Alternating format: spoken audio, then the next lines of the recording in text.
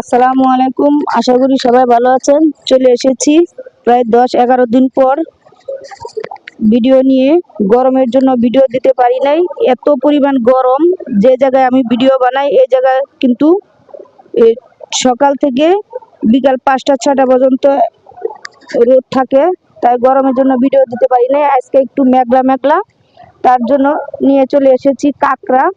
এই যে বড় বড় কাঁকড়া নিয়েছি, কাঁকড়াগুলি আজকে রান্না করব।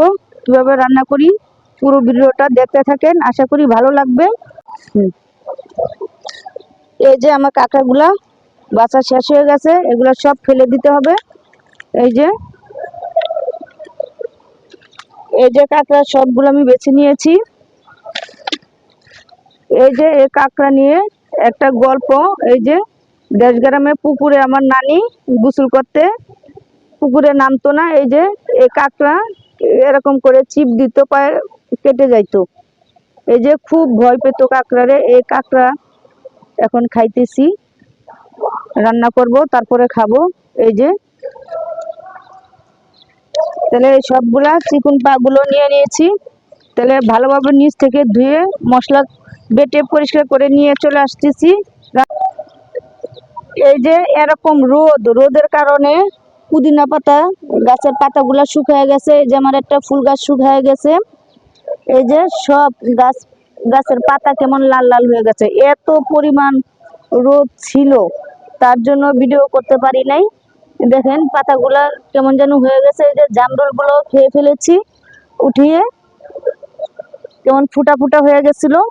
এই যে আমার ফুলের গাছের পাতাগুলিও নষ্ট হয়ে গেছে রোদের কারণে, এত পরিমাণ রোদ, তার জন্য।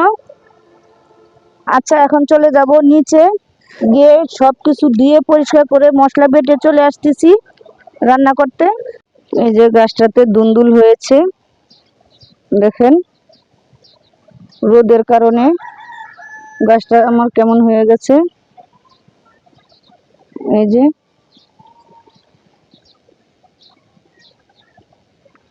এই যে দুন্দুল গাছটা কেমন লাল লাল হয়ে গেছে।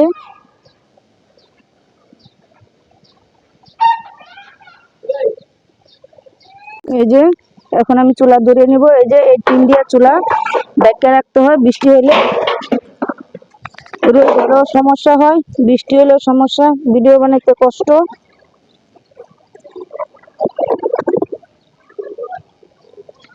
চুলা ধরিয়ে দিয়েছি। এই যে সবকিছু আমি বেটে নিয়ে চলে এসেছি। এই যে ভালোভাবে ধুয়ে নিয়েছি। এই যে পেঁয়াজ কাটতে নিয়ে আইছি, আদা রসুন জিরা বেটে নিয়েছি। যখন তখন বৃষ্টি চলে আসবে, তার জন্য এরকম করে পিরিচে করে হলুদ মরিচ লবণ নিয়ে চলে এসেছি।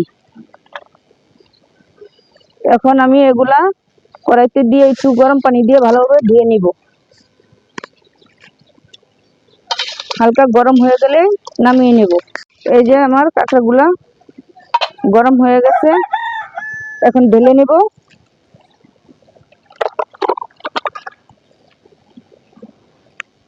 এই যে কড়াই বসিয়ে দিলাম।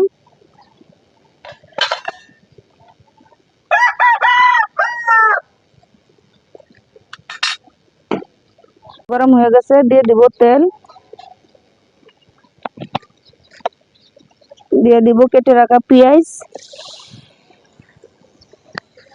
পেঁয়াজগুলা হালকা বাদামি কালার করে ভেজে নেব। দাও, পেঁয়াজটা হালকা বাদামি কালার হয়ে গেছে, দিয়ে দিব পানি।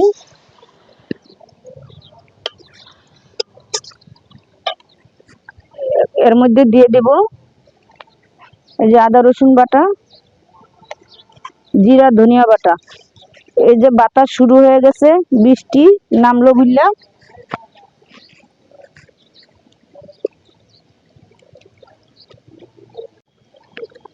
এখন দিয়ে দিব হলুদ মরিচ লবণ, দিয়ে মশলাটা ভালোভাবে কষিয়ে নিব।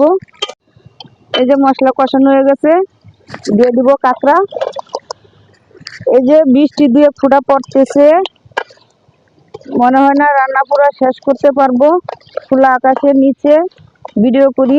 প্লিজ আপনারা লাইক কমেন্ট শেয়ার করবেন, আমার চ্যানেলটি সাবস্ক্রাইব করবেন। এই যে বৃষ্টির ফোঁটাগুলি এই যে পড়তেছে, এই যে বৃষ্টি পড়তেছে, এই দেখেন, এই যে পানি পড়তেছে, এই যে বৃষ্টি পড়তেছে।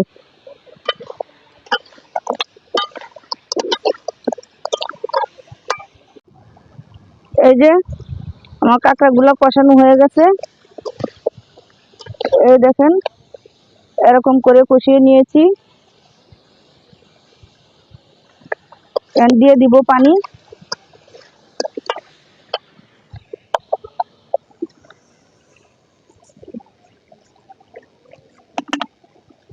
একটু মাখা মাখা রাখবো, দেখি কত দূর রান্না করতে পারি। এই যে বলক এসে গেছে, এখন দিয়ে দিব জিরার গুঁড়ি।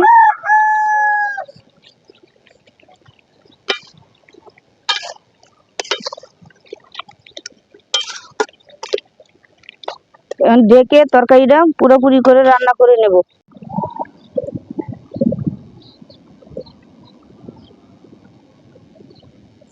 ওই যে আকাশে ডাকতেছে, তরকারি হয়ে গেছে, এখন চলে যাব বাসায়। এই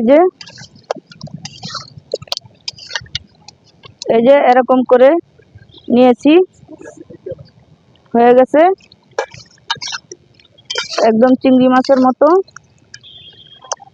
এই যে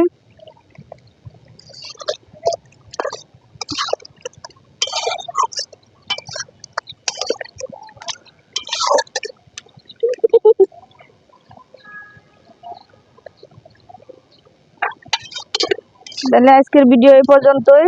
সবাই ভালো থাকবেন, সুস্থ থাকবেন। আল্লাহ হাফেজ।